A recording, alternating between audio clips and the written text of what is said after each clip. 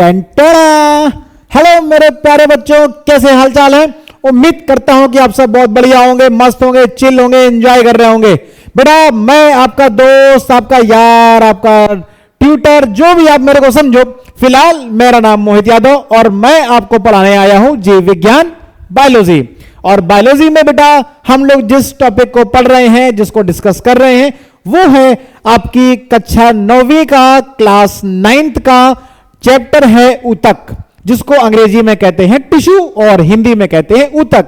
जी हां मेरे दोस्तों, ये वही ऊतक है, ये वही ऊतक है जिससे मिलकर के आपका शरीर बना होता है। आप कहोगे सर मैंने तो पढ़ा था कि जीवन की संरचनात्मक और क्रियात्मक जो इकाई होती है वो तो कोशिका होती है ना? ऐसे कुछ सोच रहे हैं ना कि सर मैंने पढ़ा था कि जो जीवन की संरचनात्मक और क्रियात्मक इकाई होती है उसको कोशिका कहते हैं। लेकिन आपने ये भी पढ़ा होगा कि वो जो कोशिकाएं हैं, बहुत सारी कोशिकाएं हैं, वो मिलकर के क्या बनाती हैं? वो बनाती हैं बच्चों ऊतक बनाती हैं। क्या बनाती है बेटा? टंटना ऊतक बनाती है। क्या बनाती है? ऊतक। तो जी हां, आज हम लोग चर्चा करेंगे इस ऊतक के बारे में, जो कि आता है आपका जीव विज्ञान के अंदर। और जीव विज्ञान आपको पढ़ा रहा है ये स्मार्ट सा बंदा, जो कि हूं मैं, और मेरा नाम आप सभी जानते हैं मोहित यादव। ओके, तो चलो बेटा जीव विज्ञान में हम लोगों को पढ़ना है ऊतक के बारे में। और अब बोलोगे सर ये जो ऊतक के बारे में मुझको पढ़ना है, ये तो ऊतक बहुत बड़ा चैप्टर है। तो आपको पता ही है कि इसके कुछ लेक्चर को, मतलब लेक्चर 1 और लेक्चर 2, लेक्चर 1 और लेक्चर 2 को हम लोग डिस्कस कर चुके हैं। उसमें हम लोग पढ़ चुके हैं जितनी भी बेसिक सी चीजें हैं जो कि जरूरत वाली हैं, जो कि हम लोगों को चैप्टर के शुरुआत में पढ़ना पड़ता है, जिसको हम लोग परिचय के नाम से जानते हैं, इंट्रोडक्शन के नाम से जानते हैं, वो हम लोग पढ़ चुके हैं। और अब हम लोग पढ़ने जा रहे हैं बेटा लेक्चर नंबर 3। क्या पढ़ने जा रहे हैं हम लोग? लेक्चर नंबर 3 पढ़ने जा रहे हैं। और लेक्चर नंबर 3 में हम लोगों को आज क्या डिस्कस करने वाला है? बहुत ही क्यूरियोसिटी हो रही है कि सर आज आप क्या पढ़ाएंगे, सर आज आप क्या पढ़ाएंगे। तो बेटा आज मैं क्या पढ़ाऊंगा आपको? आज मैं आपको पढ़ाऊंगा ऊतक के बारे में। अच्छा, ये तो आपने पहले भी बताया था। तो आज मैं आपको पढ़ाऊंगा स्थायी ऊतक के प्रकार। क्या पढ़ाऊंगा? स्थायी ऊतक के प्रकार। बोलोगे सर स्थायी ऊतक के प्रकार ये क्या है? ये तो मैंने पढ़े नहीं। तो बेटा अगर आपने नहीं पढ़ा है तो आप जाओ पिछली क्लास में और आप वहां पर जाकर के देखो कि ये जो स्थायी ऊतक हैं, वो क्या होते हैं। अंग्रेजी में इसको कहते हैं, अंग्रेजी में इसको क्या कहते हैं? करो सर हिंदी के लेक्चर में अंग्रेजी में बता रहे हो। क्या करें, मेरे कुछ प्यारे प्यारे दोस्त हैं जो कहते हैं सर इंग्लिश में भी लिख दिया करो।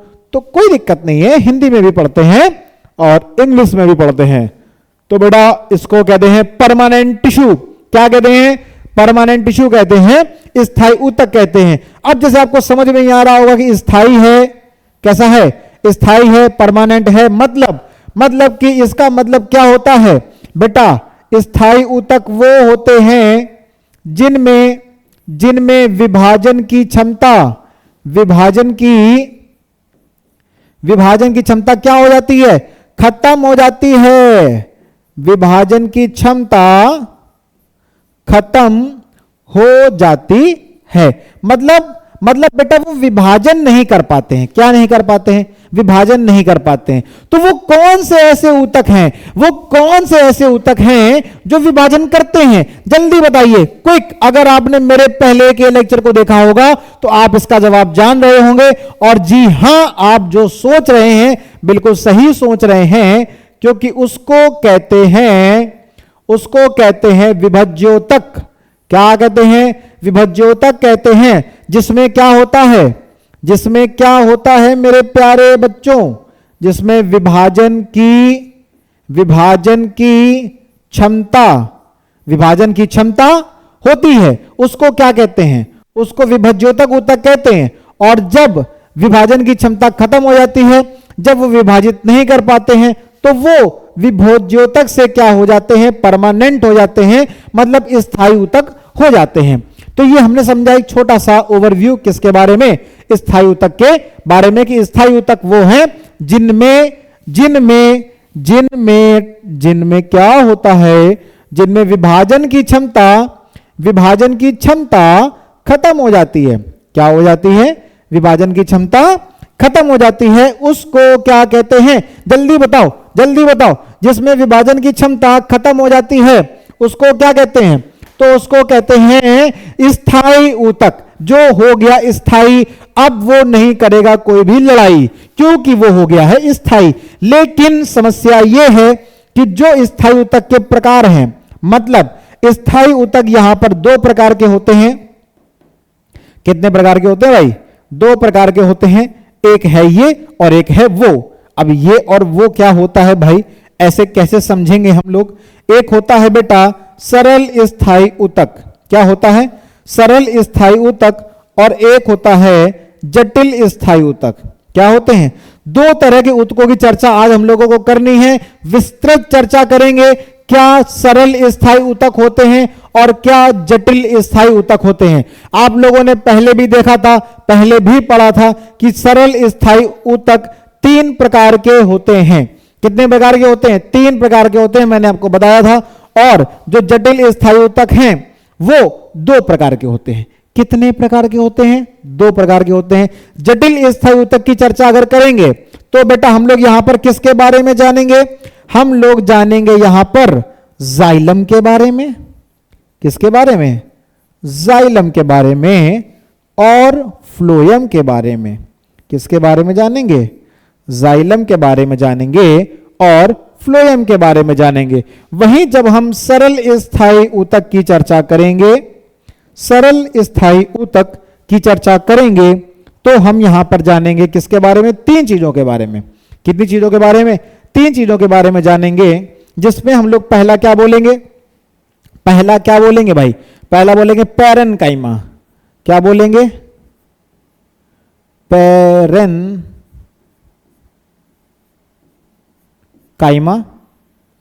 और दूसरा जल्दी बताओ बताओ बताओ बताओ बताओ, कॉलेनकाइमा। बताया था ना मैंने पिछली क्लास में, कॉलेनकाइमा। और अब ये बेचारा तीसरा कहां जाएगा, ये कह रहा है सर मेरे पास जगह नहीं है, तो हम तुमको घुमा के ले आते हैं यहां।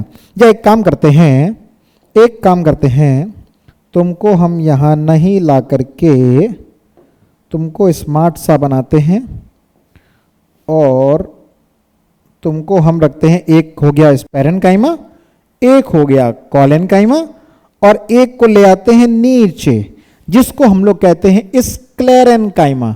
क्या कहते हैं बेटा, स्क्लेरेनकाइमा। स्क्लेरेनकाइमा।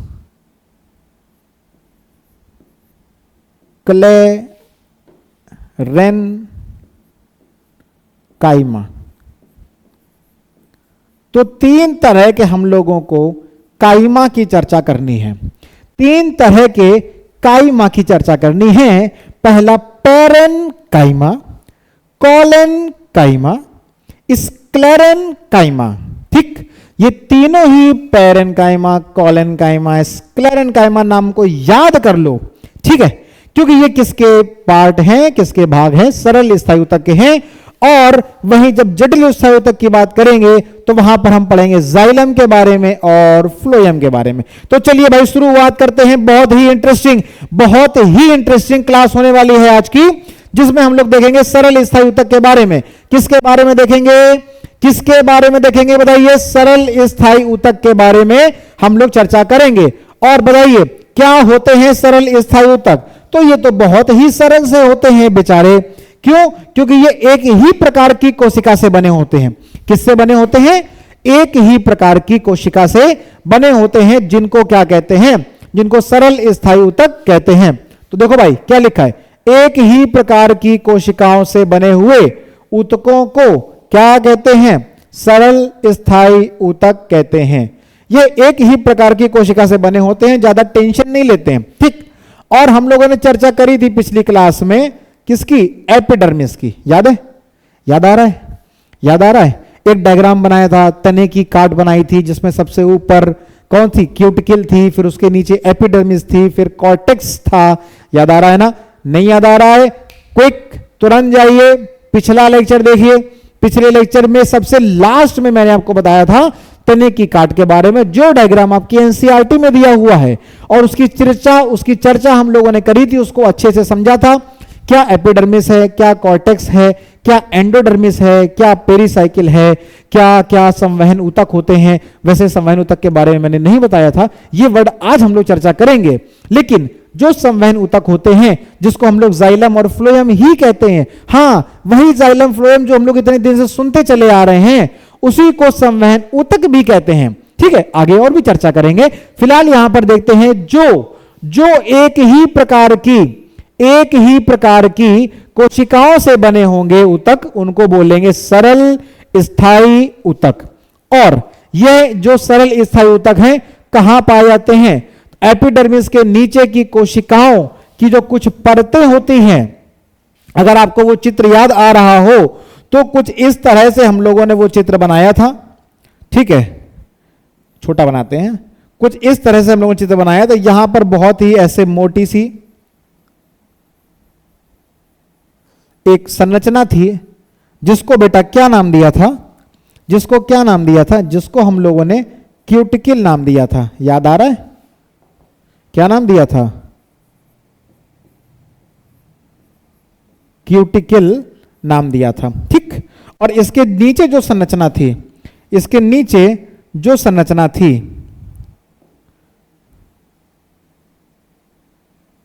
अब उसको हम हरे कलर से बना दे रहे हैं जिससे आपको दिखाई दे। ठीक, तो ये जो संरचना थी, इसको हम लोगों ने क्या बोला था? इसी को तो हम लोगों ने बोला था एपिडर्मिस। क्या बोला था इसको हम लोगों ने बोला था एपिडर्मिस। ठीक है, क्या बोला था हम लोगों ने? एपिडर्मिस बोला था। अब इस एपिडर्मिस के नीचे बहुत सारी कोशिकाएं होती हैं, है ना, जिसको हम लोग कॉर्टेक्स कहते हैं। तो कुछ इस तरह से वो संरचनाएं बनी हुई थी, है ना? याद आ रहा है आपको? ठीक है, कुछ इस तरह से वो संरचनाएं थी जिसको हम लोगों ने क्या बोला था? क्यूटिकल बोला था। ठीक है, सॉरी, कॉर्टेक्स बोला था। क्या बोला था? कॉर्टेक्स बोला था। और मैंने आपको बताया था कि ये क्या है बेटा? ये है कॉर्टेक्स। क्या है? ये कॉर्टेक्स है। और ये जो कॉर्टेक्स है, ये किसका बना होता है? यह बना होता है आपके सरल स्थायी ऊतक का। किसका बना होता है? सरल स्थायी ऊतक का बना होता है, जिसमें तीन तरह की कोशिकाएं या फिर तीन तरह के ऊतक मिलेंगे, पैरेन्काइमा, कॉलेन्काइमा और स्क्लेरेन्काइमा। लेकिन यहां पर जो हमको कॉर्टेक्स में मिलेगा, वो कौन होगा? वो होगा पैरेन्काइमा। कौन होगा बेटा? पैरेन्काइमा होगा। ठीक है ना? अभी हम लोग और अच्छे से समझेंगे। यहां पर जो ये लाइन लिखी थी, कि एपिडर्मिस के जो नीचे की कोशिकाएं हैं, एपिडर्मिस के नीचे की कोशिकाओं की कुछ परतें होती हैं जिनको सरल स्थायी ऊतक कहते हैं। मतलब अब यहां ये जो ग्रीन कलर की, आप हरे कलर की जो आप एपिडर्मिस देख रहे हैं, इस एपिडर्मिस के नीचे से अब जो भी कोशिकाएं यहां पर बन रही हैं, जिसको हम लोग बेटा कॉर्टेक्स कहते हैं। क्या कहते हैं? कॉर्टेक्स कहते हैं। वो किसके बने होते हैं? पैरेन्काइमा के भी बने होते हैं और कभी कभी कॉलेन्काइमा के भी बने होते हैं। स्क्लेरेन्काइमा का यहां पर कोई रोल नहीं होता है। ठीक है, तो ये एपिडर्मिस के नीचे की संरचना है। इसके नीचे की कुछ परतें हैं जो किसकी बनी होती हैं बेटा? सरल स्थायी ऊतक की बनी होती हैं, उनको सरल स्थायी ऊतक कहते हैं। ठीक है, चलो अब इसके एक एक करके प्रकार जिसको आज हम लोगों को डिस्कस करना है, चर्चा करनी है, वो उसमें से सबसे पहला क्या है? सबसे पहला है पैरेन्काइमा। बार बार इस नाम को पढ़ेंगे जिससे आपको नाम याद हो जाए। आप भी बोलेंगे साथ में, बोलो पैरेन्काइमा, फिर कॉलेन्काइमा, फिर स्क्लेरेन्काइमा। पहला पैरेन्काइमा, फिर कॉलेन्काइमा और फिर स्क्लेरेन्काइमा। देखते हैं इनको चित्र के माध्यम से किस तरह के चित्र हैं। देखिए, ये जो आपको यहां पर चित्र दिखाई दे रहे हैं, ये किसके चित्र हैं बेटा? किसके चित्र हैं? यह है पैरेन्काइमा का। ये वाला जो चित्र है ये है कॉलन काइमा का, और ये जो चित्र है बेटा वो स्क्लेरन काइमा का है। आप कहो सर इन तीनों चित्रों को आप एक ही जगह पर लेकर के आए, एक एक करके दिखा देते। बिल्कुल सही बात है, इन तीनों को एक ही जगह लाने की क्या ही जरूरत थी बेटा। इसकी जरूरत ये थी जिससे आप इनके बीच में क्या कर पाओ, डिफरेंस, अंतर कर पाओ कि किस तरह से आपको दिखेगी पैरेनकाइमा, किस तरह से दिखेगी कॉलन काइमा और किस तरह से दिखेगी स्क्लेरन काइमा। तो ये यहां पर इसलिए लाए जिससे आप क्या कर सकें, आप इनके बीच में अंतर को जान सकें, ठीक है, कि किसमें क्या होता है। ठीक, तो इनके बीच में आप अंतर को आसानी से जान पाएंगे। तो इस वजह से इसको हम लोग यहां पर लाए हैं। ठीक, ओके, नाउ ये अच्छा लग रहा है। ठीक, अब ये बराबर है ना। तो देखो पैरेनकाइमा की सेल्स अगर हम लोग इसकी अनुप्रस्थ काट को देखें, अनुदैर्घ्य काट अनुप्रस्थ काट दोनों लेकर के आए हैं, है ना। इसको ऐसे और डिवाइड अगर कर दें तो आपको टेंशन नहीं होनी चाहिए। ठीक, खे, और इस तरह से ये भी हो गया और इस तरह से ये भी हो गया। ठीक, अब आप यहां पर अंतर आसानी से समझ पाएंगे। ये अनुप्रस्थ काट है, ये अनुदैर्घ्य काट है। अगर अनुप्रस्थ काट की कोशिकाओं को देखेंगे तो बेटा ये देखो कुछ भी ज्यादा डिफरेंट नहीं है, डिफिकल्ट नहीं है, ठीक है ना। अभी ये एक कोशिका बनी हुई है, उसके साथ एक ये कोशिका बनी है, एक ये कोशिका बनी है। तो ये इस तरीके से बहुत सारी कोशिकाएं आपस में इस तरीके से जुड़ी हुई हैं एक दूसरे के साथ और समूह बना रही हैं। हालांकि समूह तो सारी ही कोशिकाएं बना रही हैं, लेकिन बेसिक सा अंतर क्या है, बेसिक सा क्या अंतर है कि इन तीनों कोशिकाओं में, इसीलिए इसको पहले से लेकर के आए हैं जिससे कि आप चित्र के माध्यम से देख ले और समझ पाए कि इनमें क्या अंतर पाया जाता है।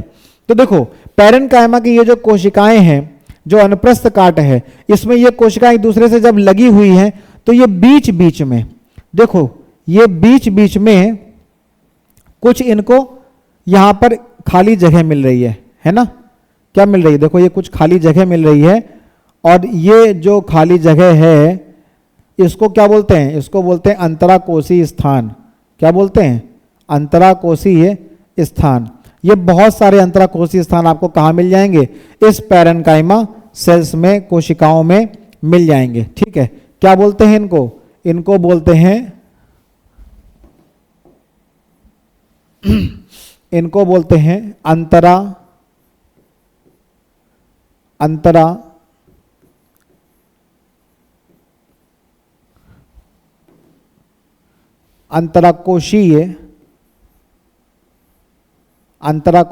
स्थान।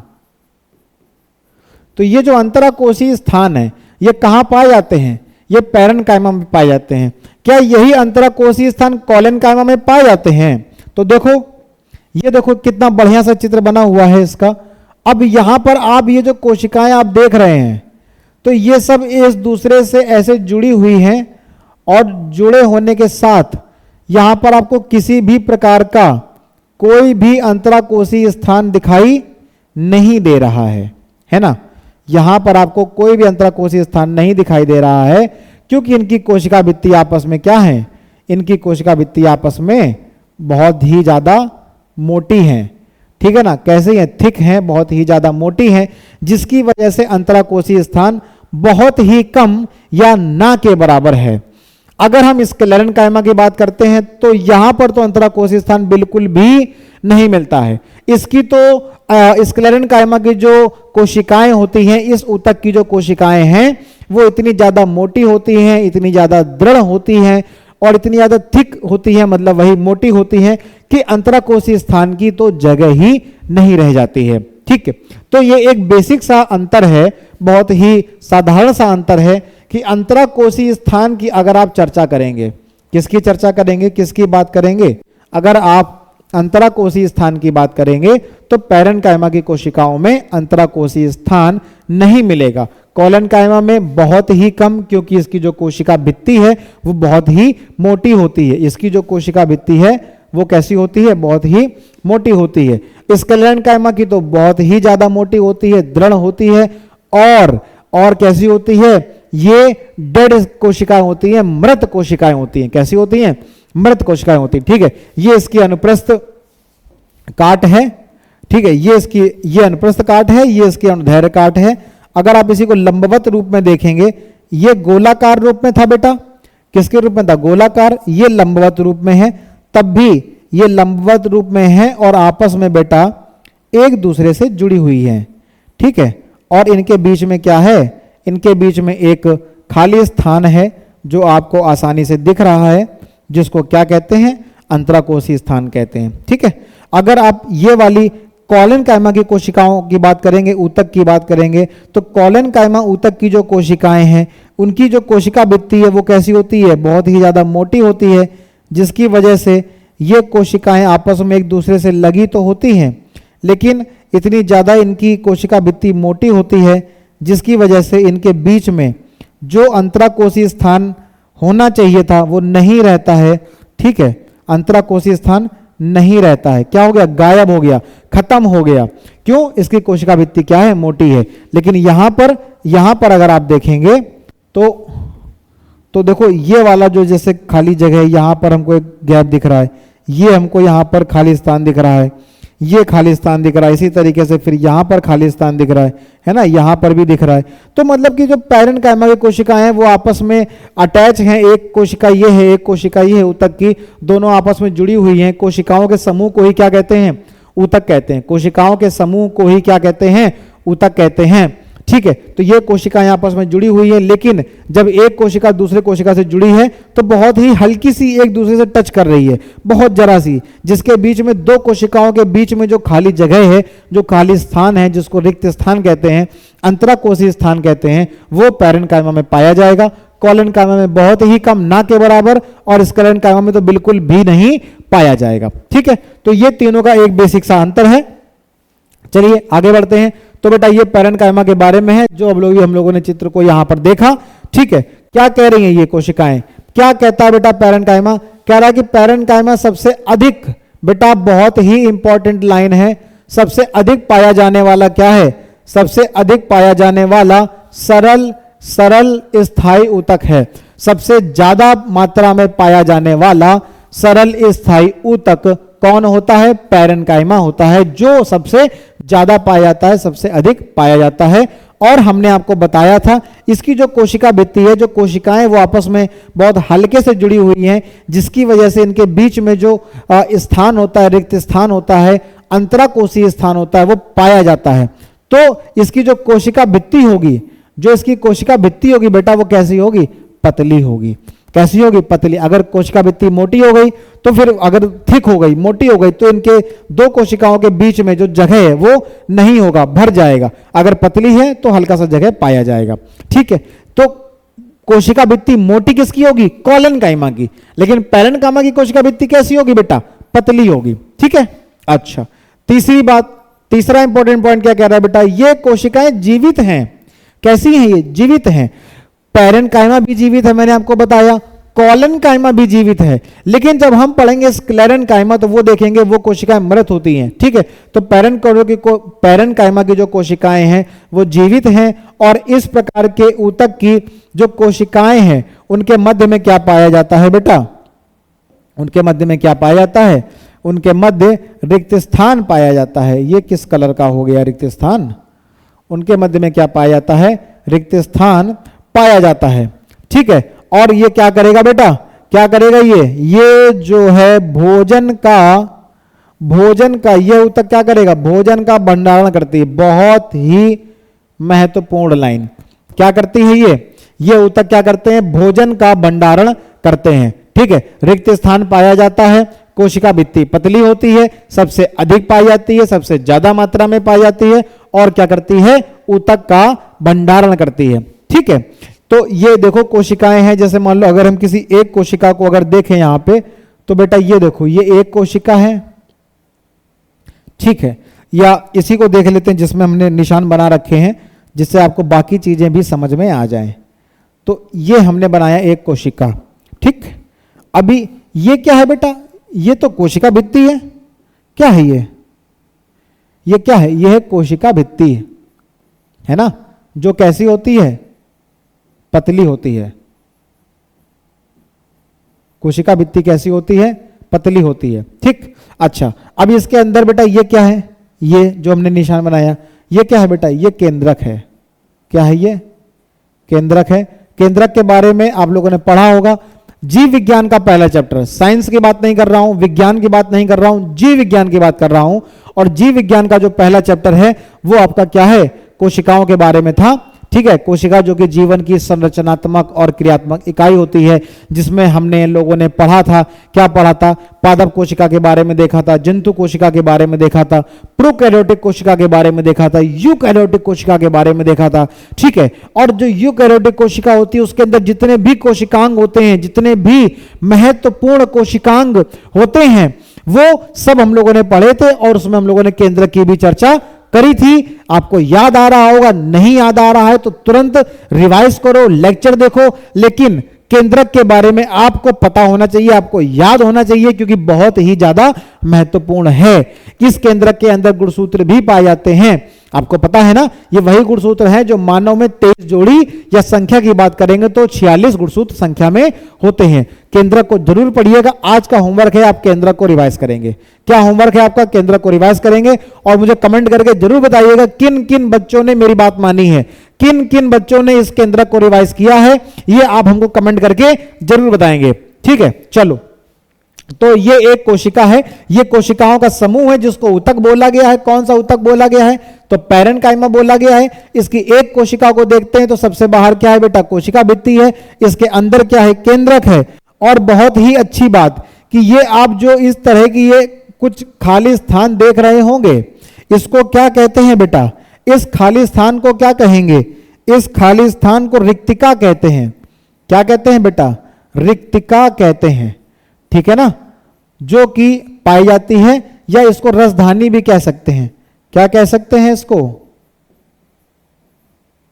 इसको रसधानी भी कह सकते हैं। ठीक है, और इसके अंदर जो यहां पर इस तरह से ये जो द्रव्य भरा होगा उसको क्या कहेंगे, कोशिका द्रव्य कहेंगे। किसी भी कोशिका के अंदर पाया जाने वाला, किसी भी कोशिका के अंदर, किसी भी कोशिका के अंदर पाया जाने वाला जो द्रव्य होता है उसको कोशिका द्रव्य कहते हैं। इसी तरह से केंद्रक के अंदर जो पाया जाने वाला द्रव्य होगा उसको क्या कहेंगे, जवाब दीजिएगा आप लोग। ठीक है, तो ये हम लोगों ने देखा कि इस बहुत सारे ऊतक जो कि कोशिकाओं का समूह है उसकी एक कोशिका के बारे में, और पूरे पैरेन्काइमा के बारे में अगर देखेंगे तो सबसे अधिक पाया जाता है। कोशिका भित्ति पतली होती है, जीवित कोशिकाएं होती हैं, इनके मध्य रिक्त स्थान पाया जाता है। और जो सबसे ज्यादा महत्वपूर्ण है वो मैंने आपको बताया, क्या कि बेटा ये क्या करती हैं, ये ऊतक जो है वो भोजन का भंडारण करती हैं। अच्छा, अब इसके अलावा बहुत ही महत्वपूर्ण कि ये जो है कभी कभी पैरेन्काइमा को हरित ऊतक भी कहते हैं, कभी कभी पैरेन्काइमा को एरेन्काइमा भी कहते हैं। ठीक है, क्या कहते हैं, एरेन्काइमा भी कहते हैं। हरित ऊतक का मतलब हो गया क्लोरेन्काइमा, हरित ऊतक का मतलब क्या हो गया, क्लोरेन्काइमा। देखो ये लिखा है, हरित ऊतक का मतलब क्या है, क्लोरेन्काइमा। ठीक है, तो कब इसको क्लोरेन्काइमा कहेंगे, हरित ऊतक कहेंगे, या कब इसको एरेन्काइमा कहेंगे।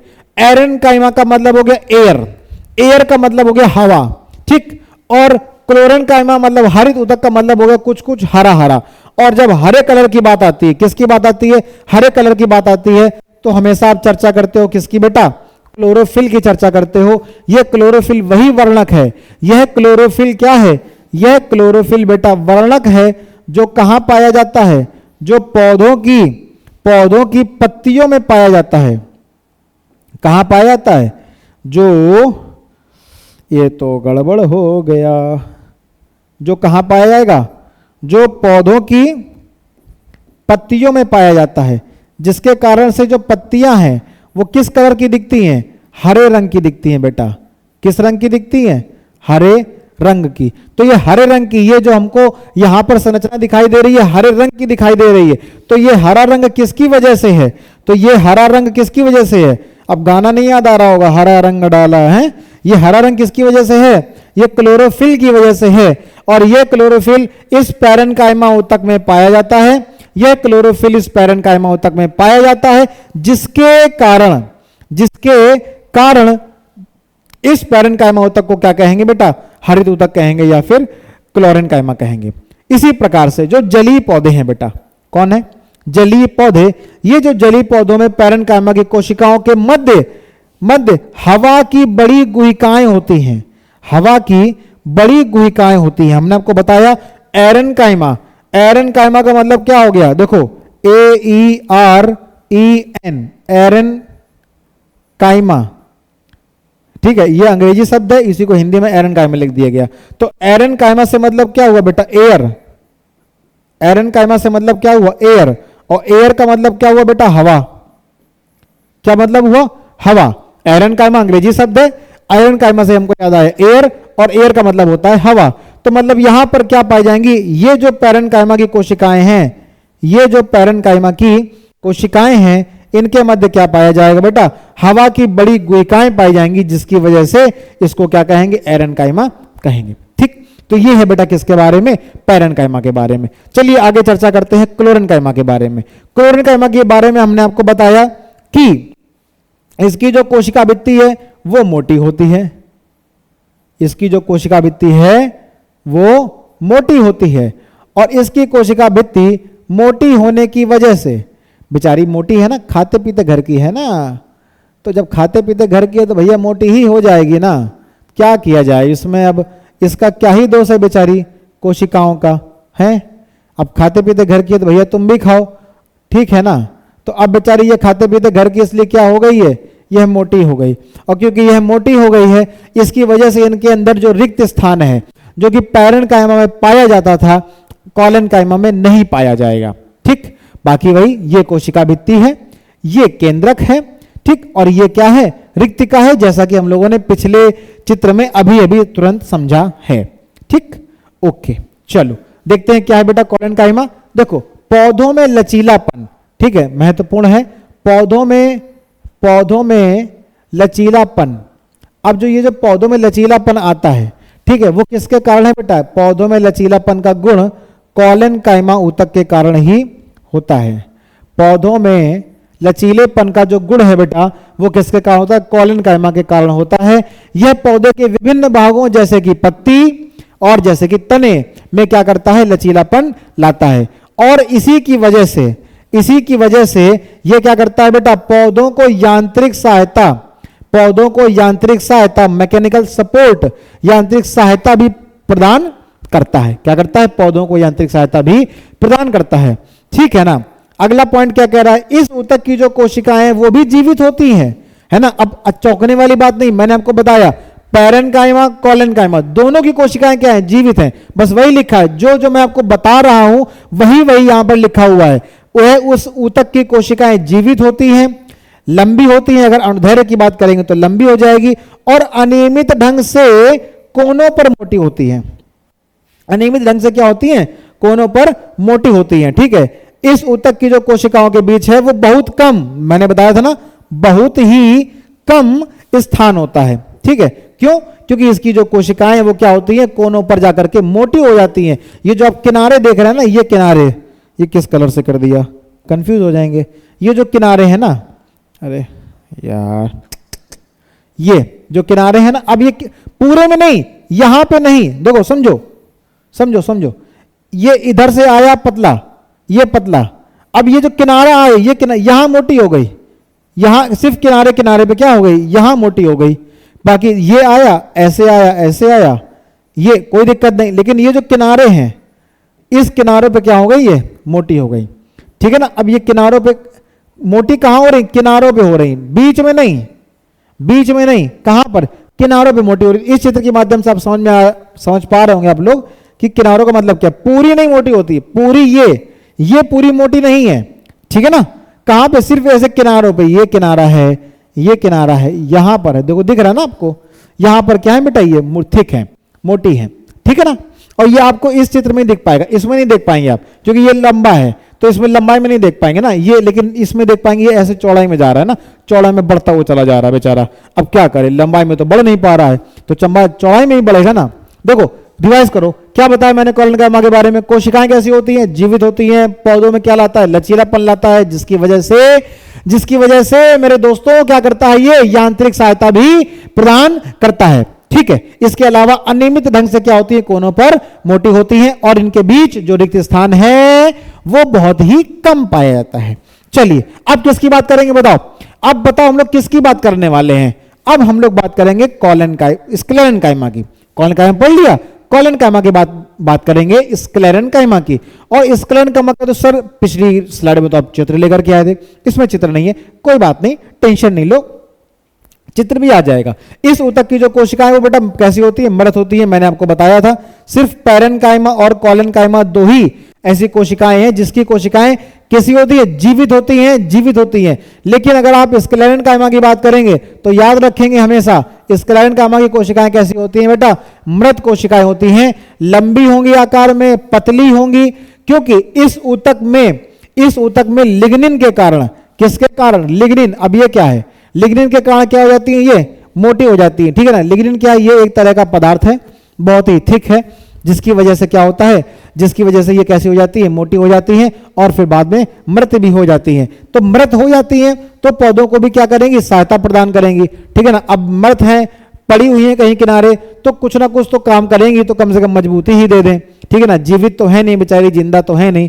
कुछ ना कुछ तो करना ही पड़ेगा। कोई बात नहीं, मृत कोशिकाएं हैं, लंबी और पतली हैं, लिग्निन के कारण बेचारी क्या हो जाती हैं, इनका कोई दोष नहीं है मोटा होने में, लेकिन लिग्निन जो कि एक तरह का मोटा पदार्थ होता है वो इनकी कोशिका भित्ति के ऊपर पाया जाता है, जिसकी वजह से क्या होती है, मोटी होती है। अब आप याद रखेंगे कि कोलेनकाइमा में, ये स्क्लेरेन्काइमा पढ़ रहे हैं, स्क्लेरेन्काइमा में पूरी की पूरी जो ऊतक है, जो कोशिका है वो मोटी है, जबकि हम लोगों ने कोलेनकाइमा में क्या पढ़ा था, कोलेनकाइमा में हम लोगों ने पढ़ा था, देखो ध्यान से, कोलेनकाइमा में क्या पढ़ा था कि अनियमित ढंग से कोनों पर मोटी है। देखो ध्यान से, अंतर समझो, अंतर करना सीखो बेटा। कोलेनकाइमा में क्या पढ़ रहे हैं, कोनों पर मोटी है, सिर्फ यहां किनारे किनारे पर, सिर्फ किनारे किनारे पर। लेकिन अगर हम लोग बात करते हैं स्क्लेरेन्काइमा की, तो इसमें कहीं नहीं लिखा है कोनों पर मोटी, मतलब पूरी की पूरी जो कोशिका भित्ति है वो कैसी है, मोटी है, ठीक है। तो पूरी की पूरी कोशिका भित्ति मोटी होती है। कोई पूछेगा आपसे क्यों होती है, आप बताएंगे उसके ऊपर लिग्निन की परत पाई जाती है। और यह भित्तियां प्रायः इतनी मोटी होती हैं कि कोशिका के भीतर कोई आंतरिक स्थान नहीं होता है, कोशिका के बाहर, कोशिका के भीतर कहीं पर भी आपको कोई भी आंतरिक स्थान नहीं मिलेगा, ठीक। इसके बाद बहुत ही महत्वपूर्ण बिंदु, यह ऊतक कहां पाया जाएगा, तने में पाया जाएगा, संवहन मंडल के समीप पाया जाएगा, मतलब पास में पाया जाएगा। अब आप बोलेंगे सर ये संवहन मंडल क्या है, बेटा संवहन मंडल दो तरह के होते हैं, एक होता है जाइलम, इसीलिए मैंने संवहन मंडल का नाम आज पहले लिया था, क्योंकि मुझको पता था ये आगे आने वाला है और आप लोगों को परेशान या दुविधा में डालेगा। तो ये आप लोगों को दुविधा में डाले, इससे पहले आप इसको दुविधा में डाल दो कि बेटा हमको पता है कि तुम किस संवहन मंडल की बात कर रहे हो। तो ये जो संवहन मंडल है, ये बेटा संवहन मंडल क्या है, जाइलम और फ्लोएम है, कुछ नहीं है। संवहन मंडल का मतलब क्या है बेटा, जाइलम और फ्लोएम है, ठीक है। तो तने में पाया जाएगा, स्क्लेरेन्काइमा कहां पाया जाएगा, कहां पाया जाएगा, तने में। संवहन मंडल मतलब जाइलम और फ्लोएम के समीप, और पत्तियों की सिराओं में पाया जाएगा। बीजों और फलों के जो कठोर छिलके होते हैं, वो छिलके कठोर क्यों होते हैं, वो इसी स्क्लेरेन्काइमा की वजह से होते हैं। इसी स्क्लेरेन्काइमा की वजह से जो बीज हैं, जो छोटे छोटे बीज होते हैं, या कुछ फल, जैसे आपने नारियल देखा होगा, देखा ना, अब जो नारियल का जो बाहर का हिस्सा है कितना ही ज्यादा रेशेदार होता है और कितना ही ज्यादा कठोर होता है, बहुत मजबूत होता है। तो नारियल के बाहर का जो पूरा का पूरा हिस्सा है वो किससे बना है, वो स्क्लेरेन्काइमा से बना है। अब नारियल खाते समय, जब भी नारियल खाओगे, है ना, तो तुरंत बायोलॉजी लगाओगे, उसमें जीव विज्ञान लगाओगे। क्या बताया था सर ने, नारियल बाद में खाने का, पहले उसके बाहर ध्यान से देखने का कि भाई साहब ये स्क्लेरेन्काइमा होता कैसा है ना, रेशेदार है। आप लोगों ने खाया ही होगा, नहीं खाया हो तो देखिएगा, मतलब खाइएगा, लेकिन खाने के पहले देखिएगा, ठीक है। और फिर याद करिएगा, अरे यार ये तो वही है यार, क्या स्क्लेरेन्काइमा है। सर ने बताया था कि बीजों और फलों के बाहर जो कठोर छिलके होते हैं वहां पर यह उपस्थित होता है। देखो ना, हमें नारियल के रेशे युक्त छिलके को देखा है, और यह बेटा किसका बना है, यह किसका बना है, यह स्क्लेरेन्काइमा ऊतक से बना होता है। किससे बना होता है, स्क्लेरन कायमा ऊतक से बना होता है। कौन? नारियल के रेशे युक्त छलके, ठीक है, अच्छा छिलके, सॉरी, ठीक। इसके अलावा यह ऊतक क्या करता है? पौधे को कठोर एवं मजबूती प्रदान करता है। अब बेटा ये मजबूती कैसे प्रदान करेगा? कठोरता कैसे प्रदान करेगा? अब क्या आपको इस पॉइंट को याद करने की जरूरत है? बिल्कुल नहीं। क्यों इस पॉइंट को याद करने की जरूरत नहीं है? क्योंकि हमने आपको बताया कि जो कॉलन स्क्लेरन कायमा की जो कोशिकाएं हैं वो कैसी हैं। क्या बताया मैंने आपको? कि कोशिकाएं मृत होती हैं। कैसी होती हैं?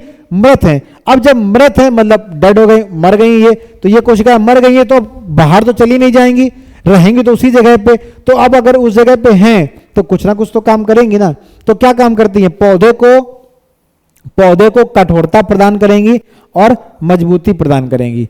जिस प्रकार से एक बंद पड़ी हुई घड़ी भी दिन में या 24 घंटे में 2 बार सही समय दिखाती है, ठीक है ना, ठीक उसी प्रकार से कि जो जल है, जो पानी है, अगर वो स्वच्छ है तो पीने के काम आता है, लेकिन अगर वो गंदा हो गया है तो क्या वो बेकार हो गया है? नहीं, किसी ना किसी काम तो आएगा।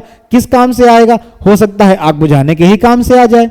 तो कोई भी चीज व्यर्थ नहीं होती है, ठीक है ना। घड़ी भी अगर कोई बंद पड़ी है तो वो भी आपको 24 घंटे में 2 बार सही समय दिखा रही है, ठीक। पानी अगर पीने के लायक नहीं भी है तब भी वो आग बुझाने के काम जरूर आ रहा है। तो कोई भी चीज क्या होती है बेटा? व्यर्थ नहीं होती है, ठीक है। तो अगर स्क्लेरन कायमा की कोशिकाएं मृत हैं तो कह दो फिर इसका किसी भी फल में, बीज में या किसी भी पौधे में क्या काम है, या कहीं पर भी इसका क्या रोल है? तो इसका रोल क्या है? इसका रोल यही है कि अगर ये मृत है फिर भी मृत होने के बावजूद यह पौधे के भागों को बेटा कठोरता और मजबूती प्रदान करती है। आइए इसको देखते हैं चित्र के माध्यम से। यह बेटा चित्र है किसका? स्क्लेरन कायमा का।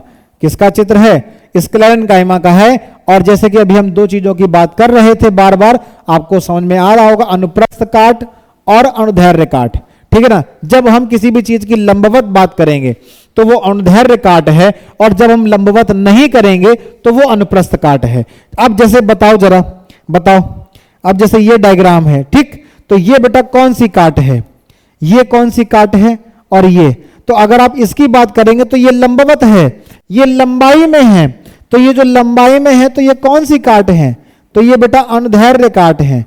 इसीलिए मैंने उसको 2 टुकड़ों में बांटा था, जिससे आपको यहां पर बता पाऊं कि ये जो नीचे का पूरा हिस्सा है ये क्या है?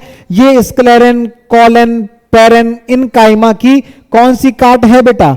अनुदैर्घ्य काट है। जबकि यही अगर आप ऊपर की बात करेंगे, ये अगर आप ऊपर के हिस्से देखेंगे तो ये बेटा कौन सी काट है? ये अनुप्रस्थ काट है। कौन सी काट है बेटा? अनुप्रस्थ काट है, ठीक है। समझ में आ रहा है ना? तो इसीलिए मैंने यहां पर लिख दिया जिससे आप कंफ्यूज ना हो जाए सिर्फ सुन करके। अनुप्रस्थ काट की बात करेंगे तो वो गोल भी हो सकता है, चौकोर भी हो सकता है, कैसा भी हो सकता है, लंबा नहीं होगा। अगर वह इस तरीके से लंबा है, ठीक है, तो वह बेटा कौन सी काट है? उसकी अनुदैर्घ्य काट है। कौन सी काट है बेटा? अनुदैर्घ्य काट है, ठीक है ना। चलो, तो यह जो चित्र आप देख रहे हैं इसकी जो कोशिकाएं हैं वो इतनी ज्यादा मोटी हैं जिनकी वजह से ना अंदर ना बाहर की तरफ कोई भी रिक्त स्थान रहता है। और जो स्क्लेरन कायमा की कोशिकाएं हैं वो कैसी होती हैं? मृत होती हैं। और अगर मृत हैं इसकी कोशिकाएं, कैसी हैं? मृत हैं भी, तो उसके बावजूद इसका महत्वपूर्ण काम क्या है? कि पौधों को कठोरता और मजबूती प्रदान करना। क्या करती हैं? कठोरता प्रदान करेंगी और मजबूती प्रदान करेंगी। किसकी? कहां पर? जहां पर यह पाई जाएंगी, पौधे के जिस भी भाग में यह कोशिकाएं पाई जाएंगी वहां पर यह अपना काम करेंगी, ठीक। तो बेटा हम लोगों ने सरल स्थायी ऊतक की जो 3 प्रकार की जो कोशिकाएं हैं, ठीक है, पेरन कायमा, कॉलन कायमा, स्क्लेरन कायमा, इन तीनों को बहुत ही अच्छे से समझा। अब हम लोग बेटा आगे समझेंगे जटिल स्थायी ऊतक के बारे में, जिसमें हम लोगों को 2 तरह की चीजों को पढ़ना है, ठीक है ना। किसको पढ़ना है आइए बताते हैं। जटिल स्थायी ऊतक क्या है? जटिल स्थायी ऊतक आने से पहले जरा एक बार वापस आओ। वापस आने का मतलब क्या है? कि मेरे पास नहीं आओ, अपने दिमाग में थोड़ा सा वापस जाओ पीछे, क्या पढ़ा भी हम लोगों ने? सरल स्थायी ऊतक। सरल स्थायी ऊतक में हम लोगों ने किस चीज की चर्चा करी? कि यह एक ही प्रकार की कोशिकाओं से बने होते हैं। ये कैसे हैं? जटिल हैं। जटिल है मतलब कॉम्प्लेक्स, कॉम्प्लेक्सिटी बहुत है। तो अब यहां पर एक ही प्रकार के नहीं, विभिन्न प्रकार के आपको यहां पर कोशिकाएं और विभिन्न प्रकार के ऊतक मिलेंगे। तो जैसा कि यहां पर मैंने आपको बताया वैसा ही लिखा है, जो जटिल ऊतक होते हैं वो एक से अधिक प्रकार की कोशिकाओं से मिलकर के बने होते हैं। जो जटिल ऊतक होते हैं वो एक से अधिक प्रकार की कोशिकाओं से मिलकर के बने होते हैं, और ये सभी मिलकर एक इकाई की तरह कार्य करते हैं। बेटा कैसे कार्य करते हैं? एक इकाई की तरह कार्य करते हैं। मैंने आपको बताया कि जब बेटा हम लोग जटिल ऊतक की बात करेंगे तो जो जटिल स्थायी ऊतक हैं वो एक नहीं, एक से अधिक कोशिकाओं से मिलकर के बने होते हैं, और ये सभी एक साथ मिलकर एक ही इकाई की तरह कार्य करते हैं। अच्छा, ये है क्या? क्या है जटिल स्थायी ऊतक?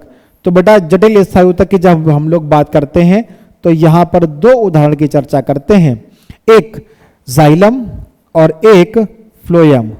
बेटा जाइलम और फ्लोएम का काम क्या है? जाइलम और फ्लोएम का काम क्या है? तो ये जो जाइलम है ना, ये जाइलम क्या करता है? जाइलम बेटा जल तथा जो खनिज लवण होते हैं, क्या होते हैं? खनिज पदार्थ होते हैं, खनिज लवण होते हैं। जल तथा खनिज लवणों का क्या करते हैं बेटा? स्थानांतरण करते हैं। स्थानांतरण का मतलब क्या है? एक जगह से दूसरी जगह तक लेकर के जाना। ठीक, तो जल को और जल के साथ उसमें पाए जाने वाले खनिज लवणों को, ठीक है, क्या करते हैं? उसका स्थानांतरण करते हैं। कहां से? आपको पता है जो जल है वो भूमि में पाया जाता है। ऐसा नहीं जो बारिश हो रही है उसी को वो पत्तियों पे गिरा और पत्तियों ने उसको एब्जॉर्ब कर लिया। जो बारिश हो रही है वो जल भूमि में गया, जमीन में गया तो वो मिट्टी में उसको सोख लिया, मिट्टी के कणों ने उसको पकड़ लिया, पानी के कणों को बांधे रखा। वहीं पर पेड़ पौधे थे, नीचे की तरफ जड़ें फैली थी, जड़ों में रोम निकले हुए थे, हेयर्स निकले हुए थे, मूल रोम निकले थे। उन मूल रोमों में क्या किया? पानी को खींच लिया, और पानी को खींच लिया फिर आ गया जाइलम, और जाइलम ने जल तथा खनिज लवणों को नीचे जड़ से लेकर के फिर पौधे के तने और फिर पत्तियों या और अन्य भागों में पहुंचाने का काम किया। ठीक इसी प्रकार से जो फ्लोएम है बेटा, कौन है? फ्लोएम। ये क्या करता है? तो पौधे में बेटा 3 हिस्से होते हैं, आपको पता है क्या होता है? अब ये बहुत बड़ा लंबा सा पौधा है, इसमें कितने हिस्से होते हैं? तो सर बहुत सारे हैं। एक तो इसमें हजारों पत्तियां हैं, फिर एक मोटा सा तना है, फिर जड़ है ना। तो जड़, तना, पत्तियां, उसमें हजारों पत्तियां, ऐसा नहीं, सिर्फ 3 भाग में, जड़, तना और पत्ती। पत्तियां कैसी होती हैं? हरे कलर की होती हैं। हरे कलर की क्यों होती हैं? अभी आप लोगों ने पढ़ा कि हरे कलर की होती है किसकी वजह से? क्लोरोफिल नामक वर्णक की वजह से। तो क्लोरोफिल नामक वर्णक की वजह से क्या होती है? हरी होती हैं, और हरे होने की वजह से प्रकाश संश्लेषण की प्रक्रिया को पूरा करती हैं। अब ये प्रकाश संश्लेषण क्या है? प्रकाश की उपस्थिति में खनिज पदार्थों जो है जल, प्रकाश की उपस्थिति में जल और कार्बन डाइऑक्साइड को मिला करके भोजन का निर्माण करना। ठीक, जो पौधे की हरी पत्तियां हैं वो प्रकाश की उपस्थिति में सूर्य के प्रकाश को ले लेंगी। ठीक, और जो उनका रॉ मटेरियल है, जो कच्चे पदार्थ हैं, जैसे कि जल मतलब कि H2O और कार्बन डाइऑक्साइड CO2, इन दोनों को मिलाकर के सूर्य के प्रकाश की उपस्थिति में क्या बना देंगी? ग्लूकोज बना देंगी। ग्लूकोज का फॉर्मूला क्या होता है बेटा? C6H12O6। इसको हम लोग क्या कहते हैं? इसको हम लोग ग्लूकोज कहते हैं, कार्बोहाइड्रेट कहते हैं। क्या कहते हैं? कार्बोहाइड्रेट कहते हैं। और इस प्रक्रिया को क्या कहते हैं? प्रकाश संश्लेषण करते हैं। और यह काम कौन करता है? पौधे की हरी पत्तियां करती हैं। अब पौधे की हरी पत्तियां जिस ग्लूकोज को बना रही हैं, जिस कार्बोहाइड्रेट को बना रही हैं, उसको बनाने के बाद क्या किया जाएगा? अब खाना बना लिया, अब पौधे के विभिन्न भागों में भेजना है, एक जगह से दूसरी जगह तक भेजना है, मतलब उसका स्थानांतरण करना है। कौन करेगा? ये फ्लोएम भाई साहब करेंगे। तो ये जो फ्लोएम भाई साहब हैं, जो फ्लोएम है वो क्या करेगा? वह भोज्य पदार्थों का परिवहन करेगा। ठीक है, तो उम्मीद करता हूं कि अब आप लोग ये चीज नहीं भूलेंगे, बिल्कुल नहीं भूलेंगे। क्या कि जो जल है, कौन, जो जल है, ये जल क्या करेगा, सॉरी जो जाइलम है, ये जाइलम क्या करेगा, ये जाइलम जल और खनिज लवणों का स्थानांतरण करेगा, जल और खनिज लवणों का परिवहन करेगा। जबकि जो फ्लोएम है, ये फ्लोएम भोज्य पदार्थों का परिवहन करेगा। ये भोज्य पदार्थ बेटा बनते कहां हैं, तो पौधे के हरे भाग में। हरा भाग कौन है, पत्तियां। पत्तियां क्या करेंगी, पत्तियां करेंगी प्रकाश संश्लेषण। क्या करेंगी पत्तियां, प्रकाश संश्लेषण करेंगी। इस प्रक्रिया को प्रकाश संश्लेषण कहते हैं, जिसमें पौधों की पत्तियां पानी मतलब H2O, जल और कार्बन डाइऑक्साइड की सहायता से किसका निर्माण कर देंगी, ग्लूकोज का निर्माण करेंगी। अब यहां पर क्या है, सूर्य का प्रकाश। क्या है, सूर्य का प्रकाश। ठीक, इसीलिए बोला गया प्रकाश संश्लेषण, मतलब प्रकाश की उपस्थिति में किसी चीज का निर्माण करना। ठीक, अब इन जाइलम और फ्लोएम, इन दोनों दोस्तों को, इन दोनों भाइयों को, इन दोनों भाई बहनों को मिला करके क्या बोलते हैं बेटा, संवहन ऊतक बोलते हैं। क्या बोलते हैं इनको, संवहन ऊतक बोलते हैं। तो ये जो भाई बहन है ना, जिनको हम लोग क्या कह रहे हैं, जाइलम और फ्लोएम। तो ये जो बेटा जाइलम और फ्लोएम है, इन दोनों भाई बहनों को क्या बोलते हैं, संवहन ऊतक कहते हैं। और ये जो संवहन ऊतक हैं, ये मिल करके संवहन बंडल का निर्माण करते हैं। क्या करते हैं, संवहन बंडल का निर्माण करते हैं। ये जो संवहन ऊतक है ना, ये संवहन ऊतक जटिल पौधों की एक विशेषता है। जटिल पौधों की एक विशेषता है। क्या विशेषता है, कि जल और खनिज लवणों का परिवहन करना और भोज्य पदार्थों का परिवहन करना। ठीक है, जो कि उनको स्थलीय वातावरण में रहने के अनुकूल बनाती है। अब स्थलीय वातावरण में रहने के अनुकूल का मतलब क्या है भाई, आपको जिंदा रहने के लिए क्या चाहिए, भोजन चाहिए, पानी चाहिए। ठीक, तो वही काम स्थलीय वातावरण में रहने के लिए अनुकूल बनाने का मतलब है कि जल और भोजन का परिवहन करना। तो जल और भोजन का परिवहन कौन कर रहे हैं, ये दोनों भाई बहन मिलकर के करते हैं, जिसको हम लोग जाइलम और ऊतक के नाम से जानते हैं। इन्हीं को संवहन ऊतक या इन्हीं को संवहन बंडल कहते हैं। ये जाइलम और फ्लोएम बेटा किसके भाग हैं, किसके भाग हैं, किसके भाग हैं, जटिल स्थायी ऊतक के भाग होते हैं। ठीक है, अच्छा अब देखते हैं ये क्या है भाई। तो ये मैंने आपको जो बताया, क्या बताया कि पौधों का इसमें जो हरा भाग है कौन है, ये पत्तियां। ये पत्तियां किस कलर की हैं, ये पत्तियां हरे कलर की हैं। किस कलर की हैं, हरे कलर की हैं। और अभी हमने आपको बताया कि ये जो हरे कलर की पत्तियां, ये क्या कर रही हैं, फोटोसिंथेसिस।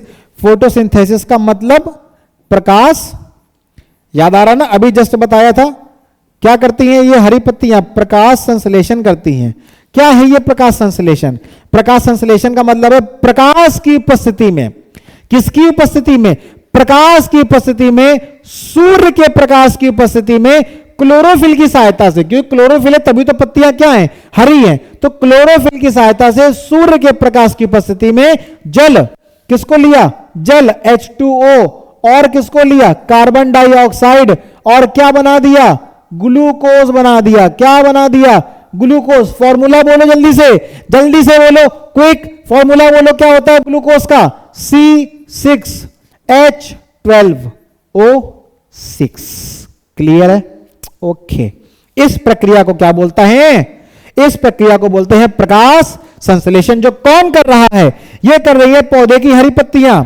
कौन कर रही है, पौधे की हरी पत्तियां। वाह भाई वाह, क्या डिजाइन है पत्तियों का, क्या मस्त पत्तियां बनाई है। आहा, ये भाई हरी पत्तियां हैं, क्यों सर काली क्यों बना दी, अरे गोरा करे दे रहे भाई, काहे टेंशन काहे ले रहे हो भाई, टेंशन नहीं लेने का, टेंशन देने का बड़ू।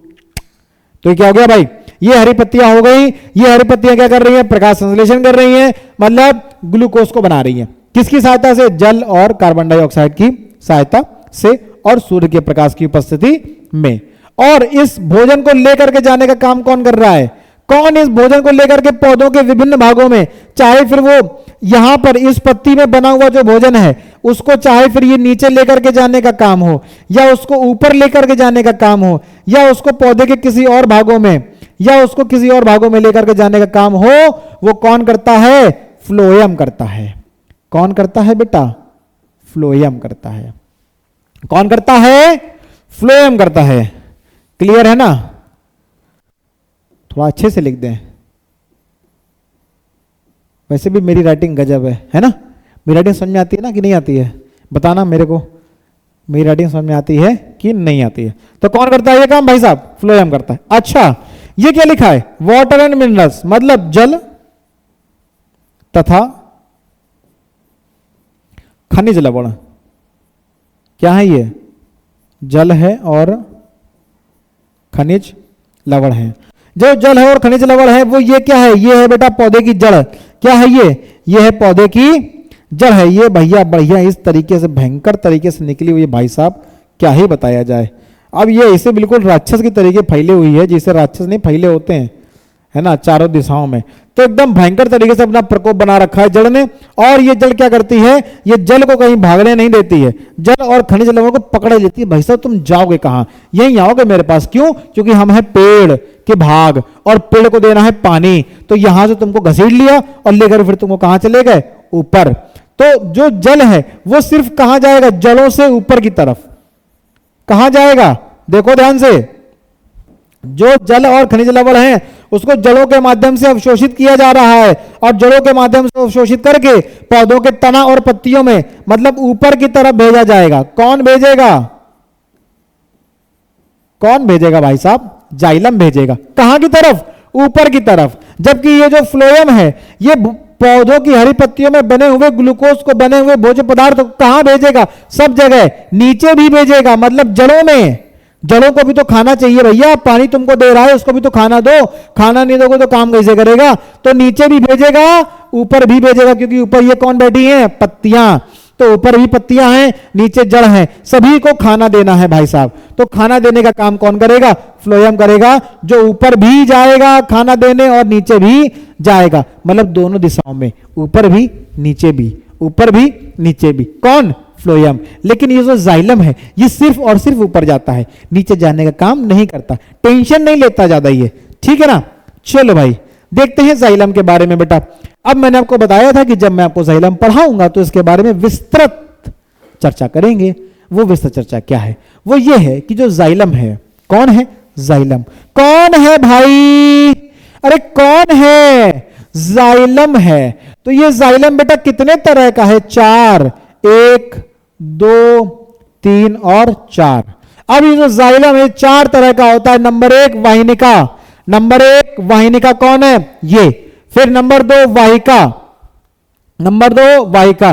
फिर जाइलम पैरेन्काइमा और फिर जाइलम फाइबर। तो इस तरह के ये हमको कितनी मिल गई? यहां पर 4 तरह की कौन मिल गई? जाइलम मिल गए। जाइलम के प्रकार, जाइलम बेटा कितने प्रकार के हैं? 4 प्रकार के हैं। पहला वाहिनिका, ये देखो देखो देखो देखो देखो देखो, नंबर 1 ये कौन है? वाहिनिका।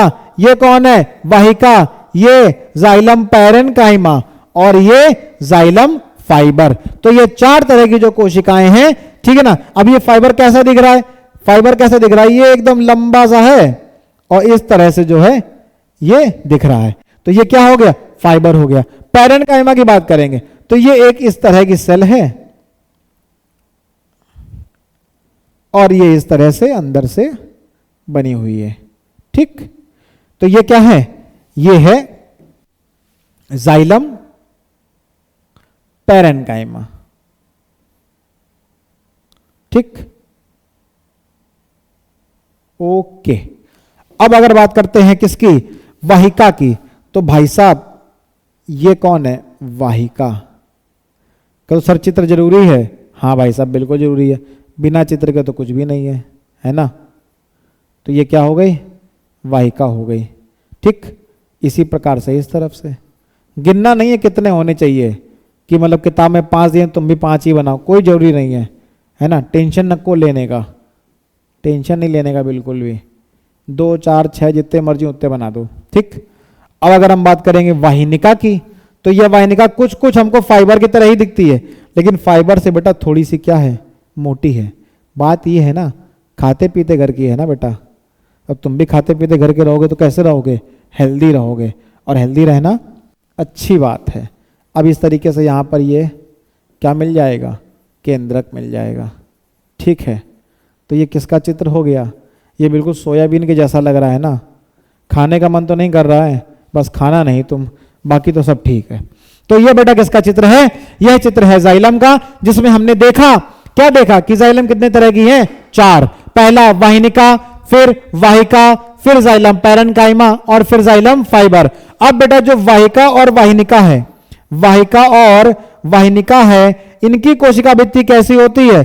इनकी कोशिका भित्ति मोटी होती है। कैसी होती है? मोटी। हमने आपको बताया ना इसकी कोशिका भित्ति है फाइबर की तरह, लेकिन कैसी है? ये मोटी है। तो वाहिनिका और वाहिका की जो कोशिका भित्ति है बेटा कैसी मिल जाएगी? मोटी होगी। और इनमें कई परिपक्व कोशिकाएं कैसी हो जाती हैं? मृत हो जाती हैं। अब मृत हो जाती है तो आपको तुरंत याद आएगा कि मर गई हैं। इसका मतलब ये नहीं कि ये भी कुछ काम नहीं करेंगी। क्या करेंगी? याद करो, ये पौधों को कठोरता प्रोवाइड करेंगी और मजबूती भी प्रदान करेंगी। तो वाहिका और वाहिनिकाओं की जो संरचना है वो कैसी होती है? नलिका के आकार की संरचना होती है। इसके द्वारा पानी और खनिज लवण को ऊर्ध्वाधर, बेटा बहुत ही इंपॉर्टेंट, बहुत ही महत्वपूर्ण शब्द है ये, ऊर्ध्वाधर संवहन होता है। अभी मैंने आपको बताया था कि जो पानी और जो खनिज लवण है, ये देखो मैंने इसीलिए पहले डायग्राम दिखाया था। ये जो जल और खनिज लवण है, इस जल और खनिज लवण को जड़ों के माध्यम से लेकर के जाइलम कहां? ऊपर की तरफ जा रहा है। कहां जा रहा है? ऊपर की तरफ जा रहा है। और ऊपर की तरफ जाने के लिए उसको क्या बोलेंगे? ऊर्ध्वाधर संवहन बोलेंगे। ठीक। अब जो जाइलम फाइबर है वो क्या करेगा? वो मुख्यतः सहारा देने के काम आता है या सहारा देने का कार्य करते हैं। ये बेटा किसके बारे में है? तो ये है जाइलम के बारे में। और जाइलम के इसके बाद हम लोग चर्चा करेंगे फ्लोएम की। फ्लोएम भी जिस प्रकार से जाइलम 4 कोशिकाओं से बना था, उसी प्रकार से फ्लोएम भी 4 प्रकार की कोशिकाओं से बना होता है। पहली चलनी कोशिका या चलनी नलिका, दूसरी साथी कोशिका या सह कोशिका भी कहते हैं इसको। क्या कहते हैं? सह कोशिका भी या साथी कोशिका भी कहते हैं। पहली चलनी नलिका और दूसरी साथी कोशिका। अब देखो खास बात क्या है, जो तीसरा और चौथा है क्या है? फ्लोएम पैरेन्काइमा और फ्लोएम रेसे। फ्लोएम पैरेन्काइमा और फ्लोएम रेसे। अब जरा जाइलम में आओ, देखो जाइलम में क्या है? जाइलम पैरेन्काइमा और जाइलम रेसे। देखो लिखा ना ये रेसे, तो चाहे फाइबर बोलो चाहे रेसे बोलो, बात तो एक ही है ना। तो देखो दो तो तुमको याद करने की जरूरत ही नहीं है, बस पैरेन्काइमा और फाइबर शब्द याद कर लो। ठीक है, तो जाइलम पैरेन्काइमा जाइलम फाइबर, इसी प्रकार से फ्लोएम पैरेन्काइमा और फ्लोएम फाइबर या फ्लोएम रेसे। तो इसको हम लोग फ्लोएम फाइबर भी लिख सकते हैं, लेकिन जो फाइबर शब्द है वो अंग्रेजी शब्द है, रेसे हिंदी शब्द है। अब आपको याद करनी है सिर्फ 2, क्योंकि ये पैरेन्काइमा और रेसे याद कर लोगे तो जाइलम लगा दिया तो जाइलम में आ गया, फ्लोएम लगा दिया तो फ्लोएम में आ गया। अब फ्लोएम में याद करनी 2, एक चालनी नलिका, एक साथी कोशिकाएं। इसी प्रकार से आपको जाइलम में याद करनी है 2, एक वाहिनिका और एक वाहिका। ठीक, चलो अब अगर हम लोग चालनी नलिका की बात करते हैं तो जो चालनी नलिका है, जो चालनी नलिका है वो कैसी होती है बेटा? छिद्रित होती है। कैसी होती है? छेद होते हैं उसमें, आपको दिख रहा होगा ये क्या है? चालनी नलिका है और उसमें क्या है बेटा? छेद होते हैं। हालांकि ये छेद नहीं है, ये केंद्रक है। ठीक है ना, ये क्या है? ये केंद्रक है। ये देखो जो छिद्रित आपको दिख रही है ये क्या है? छिद्रित होती है। और कैसी होती है बेटा? नलिकाकार होती है। कैसी होती है? नलिकाकार होती है। ठीक, जो चालनी नलिका है, जो चालनी नलिका है बेटा वो कैसी होती है? छिद्रित भित्ति वाली होती है, मतलब छेद पाए जाते हैं, उसमें छेद होते हैं। ठीक है, बहुत ही महीन छेद होते हैं। और नलिकाकार है, मतलब नलिका के आकार की है, तो नलिकाकार ये भी है और नलिकाकार ये भी है। तो ये तो कॉमन हो गया। ठीक, अब आपको इस तरह से बताना कंफ्यूजन नहीं होगी। ये भी नलिका के आकार की है, जाइलम भी, और फ्लोएम भी किसके आकार की है? नलिका के आकार की है। ठीक, तो ये सभी चाहे जाइलम हो चाहे फ्लोएम हो, दोनों भाई बहन कैसे होते हैं? नलिका के आकार के होते हैं। ठीक, अच्छा इसके बाद जो फ्लोएम से पत्तियां है ना, फ्लोएम क्या करती हैं? पत्तियों से, फ्लोएम पत्तियों से क्या करेगा? भोजन को लेगा और पौधों के विभिन्न भागों में पहुंचाएगा। क्योंकि हमने आपको बताया कि बेटा पत्तियां ही हरे कलर की हैं, वही किसका निर्माण करती हैं? भोजन का। तो पत्तियों से भोजन को लेकर के कौन जाएगा बेटा? फ्लोएम जाएगा। और कहां लेकर के जाएगा? विभिन्न भागों तक पहुंचाएगा। ठीक, फ्लोएम अगर रेसे को छोड़ दें, अगर फ्लोएम रेसे को छोड़ दें तो फ्लोएम की जितनी भी कोशिकाएं हैं वो क्या हैं? जीवित हैं। मतलब सिर्फ फ्लोएम रेसे को छोड़ दें, फ्लोएम रेसा क्या है बेटा? मृत कोशिका है। बाकी सब ये तीनों की तीनों कैसी हैं? जीवित कोशिका हैं। कैसी है बेटा? जीवित कोशिका है। लेकिन कौन? ये तीन। लेकिन जो फ्लोएम रेसे हैं वो क्या है बेटा? वो मृत हैं। क्या है वो? मृत हैं। ठीक, ये है लास्ट डायग्राम आपकी स्लाइड का, आपके टॉपिक का लास्ट डायग्राम है ये। इसमें क्या है? इसमें मैंने आपको सिर्फ और सिर्फ यही दिखाया है कि जो जाइलम है वो सिर्फ एक डायरेक्शन में, ये जाइलम है और ये सिर्फ ऊपर की तरफ। कहां की तरफ बेटा? सिर्फ ऊपर की तरफ, ऊर्ध्वाधर या एक दिशा में। किस दिशा में? एक दिशा में, एक दिशीय या एक दिशा में क्या करता है? परिवहन करता है। कितनी दिशा में? एक दिशा में करेगा, सिर्फ ऊपर की तरफ, है ना। जड़ों से लेगा और जड़ से लेकर कहां जाएगा? ऊपर की तरफ। जबकि फ्लोएम ये क्या कर रहा है? ये भोज्य पदार्थ जो बन रहा है उस भोज्य पदार्थ को जड़ों में भी लेकर के जाएगा और पौधों के ऊपर जो नई पत्तियां, नई कलिकाएं, नए फूल जो बन रहे हैं वहां पर भी भोजन को लेकर के जाएगा। तो इसका जो डायरेक्शन है वो ऊपर की तरफ भी होगा, ऊपर की तरफ भी होगा और नीचे की तरफ भी होगा। ऊपर की तरफ भी होगा बेटा और नीचे की तरफ भी होगा, मतलब दोनों दिशा में होगा।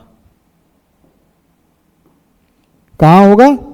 दोनों दिशा में, है ना, दोनों दिशा में।